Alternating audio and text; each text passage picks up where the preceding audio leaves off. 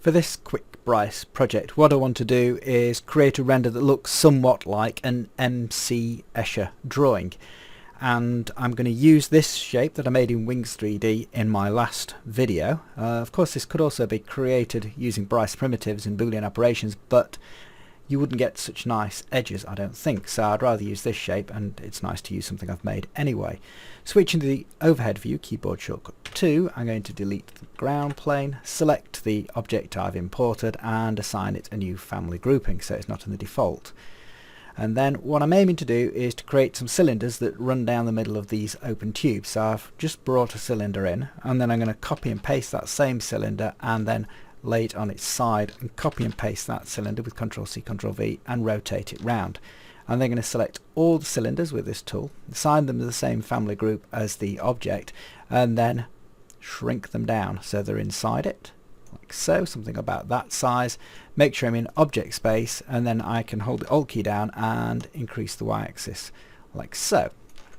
So now when I look at this shape, I'm aiming to get these running through the middle of my object. Now they're missing just here, so what I need to do is drop my object down to the y height of one of these objects, which will have the same origin. So if I select the attributes for this and get the value for the y origin, and then select my object, go to the attributes and drop that down to the same level, I will now have them all on the same origin, and then I run down the middle of that, which is what I was aiming for. The next stage then, because I've gone to the trouble of trying to create some good geometry for the inside of this, I want to show that off. So I'm going to copy and paste my object, which is still currently selected, and enlarge it somewhat. Now probably at this point I'm not going to be able to see what's going on, so I'll move the camera a bit further forward, and things are a bit dark. You can see from the haze here just about what's going off. So to make things a bit clearer, I'm going to add a light source. There you go, I'll add a light source. I'll lift it, I'll put it on the other side. In fact, what I'll do is I'll lower the camera down and keep that up there, and then just tilt my camera back, and then I'm going to modify this light source. Possibly I'll make it a bit brighter or not, I don't know. So let's see how it turns out.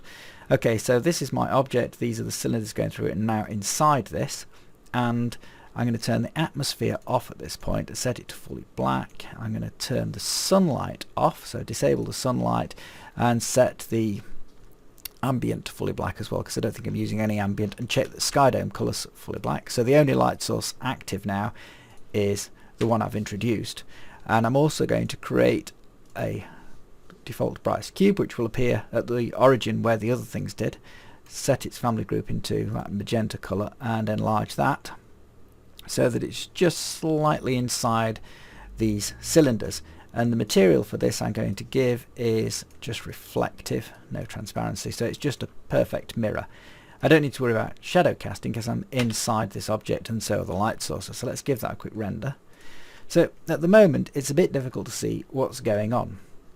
I could, to give it the sort of distortion I'm looking for, set it to 360-degree panoramic projection, and you can see the effect of that. But what I'm going to do is use a tool that Haru and I have created, and that's in one of our products called Lenses and Filters, and that is this, which I've got handy here, the gigantic wide-angle lens. This needs to be coupled to the front of the perspective camera. So what I'm going to do is store my current position, so I'm going back to it, switch to side view, keyboard shortcut 3, select the perspective camera, modify the attributes of the camera so that it's at the world origin, like so.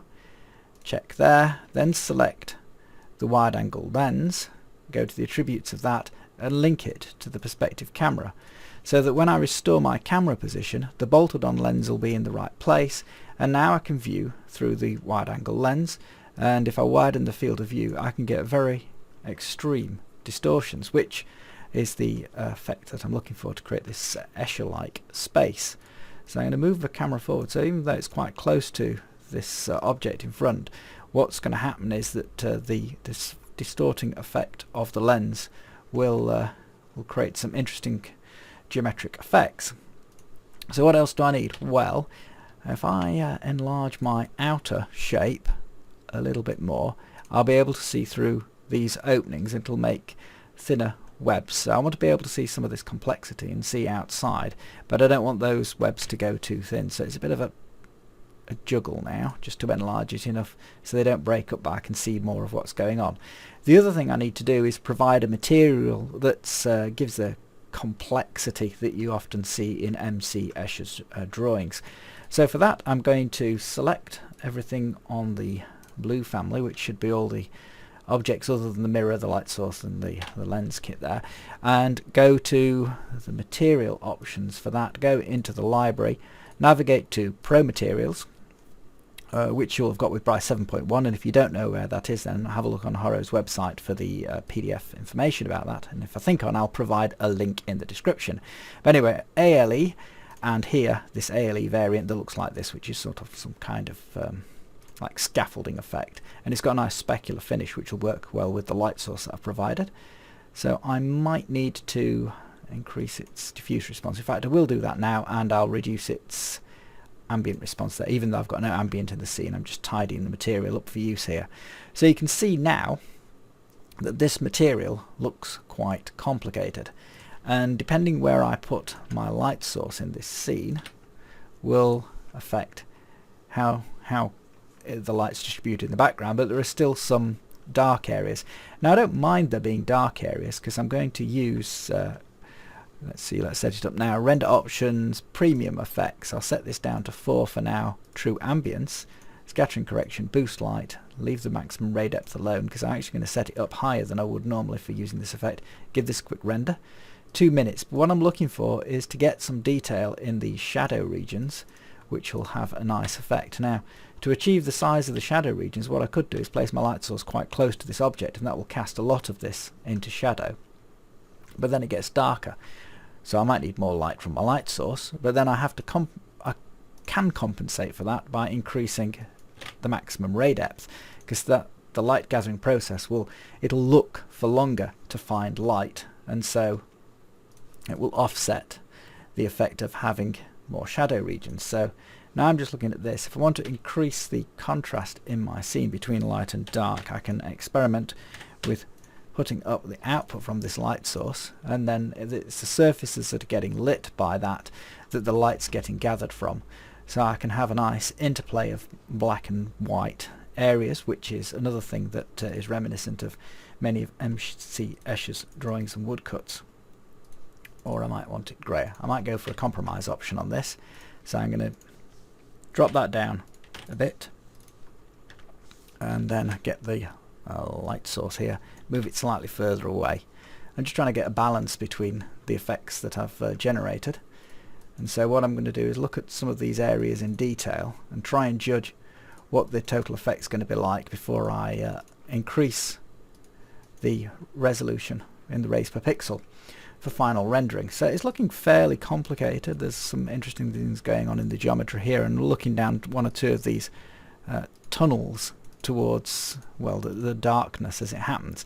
Now here's the thing, if I increase this value too high, the render time is going to go through the roof, and then it won't allow me to have it the detail I want, but it will add more detail in the further reflection. So this is the gamble, or the payoff if you like. So let's try 16 rays per pixel and look at the level of detail we're getting here. That might be enough considering the light sources I've got and the way the materials are responding, or it might still be too noisy. Looks like it is there. Let's see what the total render time is for the resolution that I want to see it at. Okay, 23 minutes. I think I can live with longer than that. So if I go to 36, it'll more or less double that render time. Let's have a look at that. So okay, that's looking like it's going to take about an hour to render at a guess, which is more than double. Well, let's see, what would double be? Oh, 46. So okay, 23:46. I was wrong.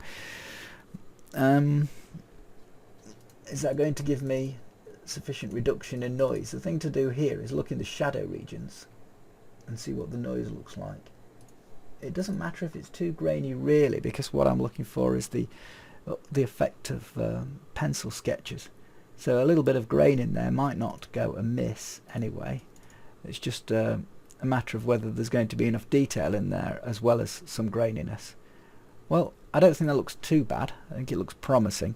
I'm still going to take it up one more level, and I'm going to take this down to 16 to compensate, and we'll see if we can try and get about an hour on this render time. So that's what I want to achieve in terms of render time, and then we can judge the results when I've got it rendered out. So let's see.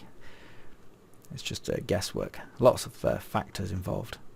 Okay, an hour 15. I can live with that.